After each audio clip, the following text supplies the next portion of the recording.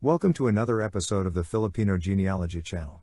Today is August 18, 2020, and for today's video we will continue from our presentation from August 15th, where we showed the first steps in doing your family tree. For today, our focus will be on Spanish period church records, and how they can be of use to your genealogical research.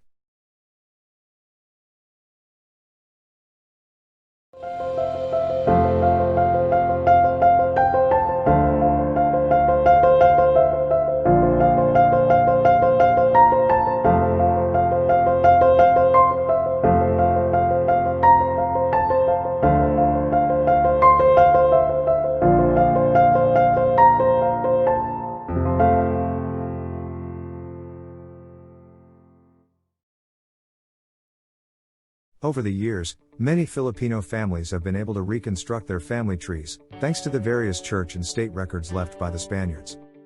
The Spaniards were one of the best record keepers in the world, and their parochial documents contain a wealth of information one would need to trace his ancestry. Aside from church records, the Spaniards also left census, notarial, and other state documents that can fill in the gaps in tracing one's genealogy. But church records, as long as they are still available, would be more than enough to build one's genealogy.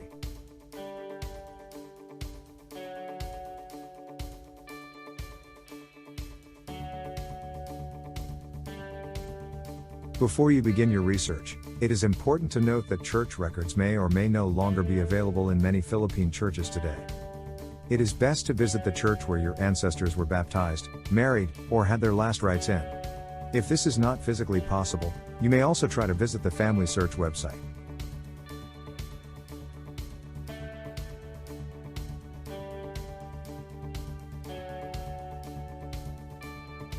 Family Search is a website that offers genealogical records, education, and software.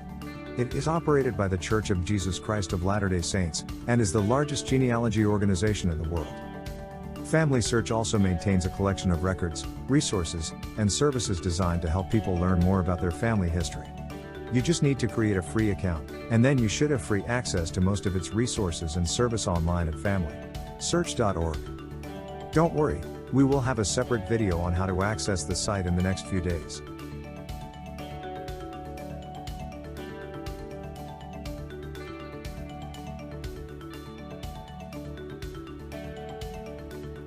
Parochial records, or libros de canonicos, allowed the Catholic Church to keep careful, vital records to keep track of the events of their parishioners' life.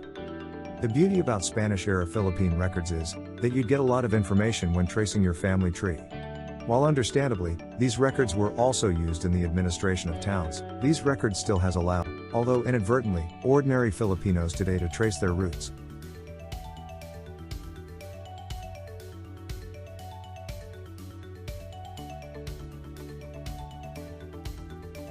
One of the most common church records was the baptismal record.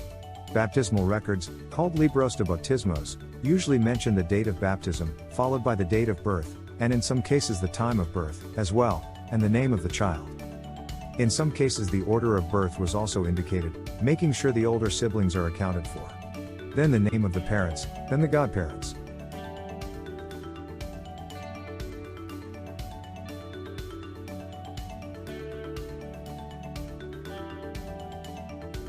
In this record of Marcelo H. del Pilar's baptism, this is where a historian, someone who studies the history of a country, differs from a family historian or a genealogist.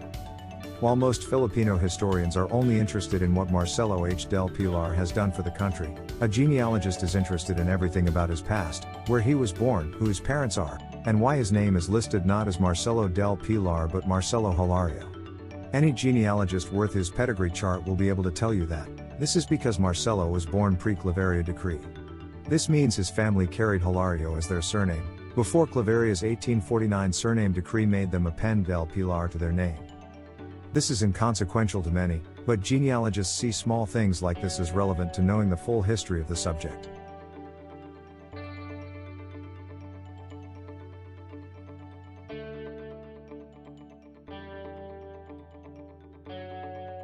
Another common parochial record were matrimonial records, or libros de matrimonio, which mention the names of the couple, the date of marriage, the parents of the couple, and wedding witnesses.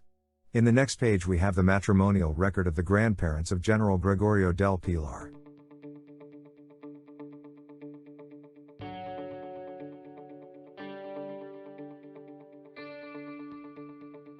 General Gregorio del Pilar is known in Philippine history as the young general who sacrificed himself to make sure President Emilio Aguinaldo was able to escape the pursuing American troops. This record tells us, aside from the names of General del Pilar's great-grandparents, that the Gatmaten ancestors of del Pilar had the title of Don, indicating that their family was prominent.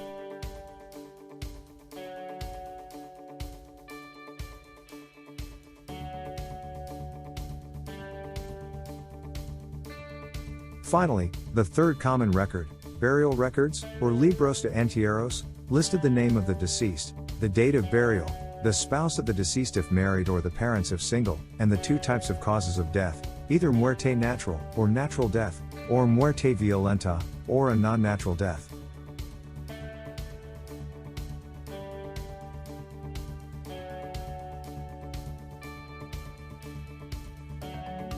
In this record of the burial of Carlos Aguinaldo, father of President Emilio Aguinaldo, we know that he belonged to the Gremio de Mestizos and that he left a wife, Doña Trinidad Fami.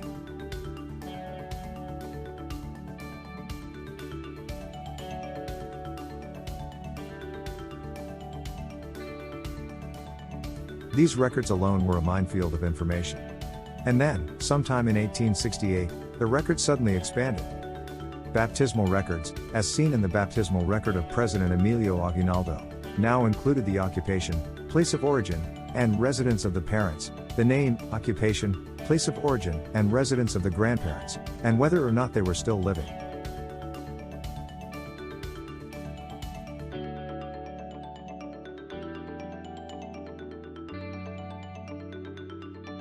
This was also applicable to matrimonial records, as seen in this record of the ancestor former Teresita Tess Leonardo de Castro, where the place of residence and origin as well as the racial classification of her ancestors are also mentioned.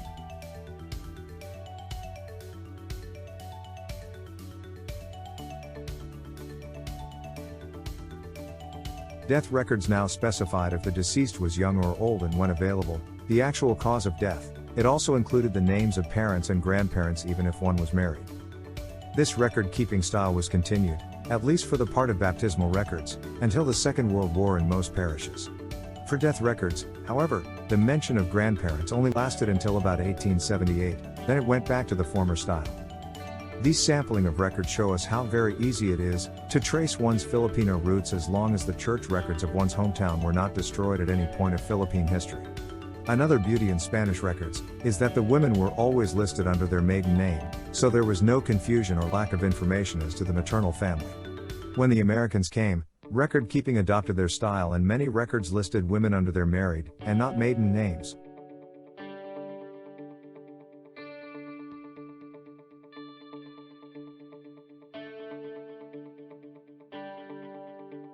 Most other records, especially state documents, would only mention the prominent members of society. Through these church records, and through genealogy, we are able to seek those long gone, sing their songs, and tell their tales.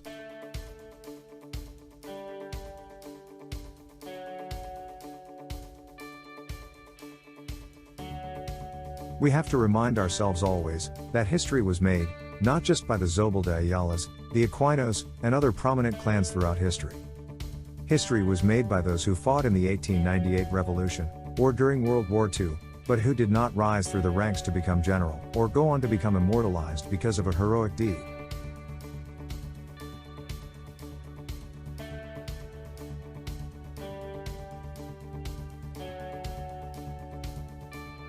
Our ancestors, rich or not, famous or ordinary, all lived side by side those whose names have gone down in Philippine history. Genealogy tells that part of human history we do not get to read about in history books. Genealogy allows us to find the men and women whose sacrifices have gone unnoticed but have nonetheless contributed to the growth of the Filipino nation.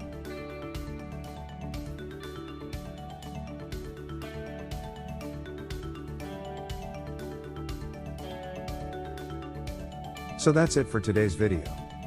We hope you learned something and enjoyed this presentation. Watch out for another video tomorrow at 8 a.m. Philippine Standard Time. Thank you for watching, and always stay safe. Goodbye.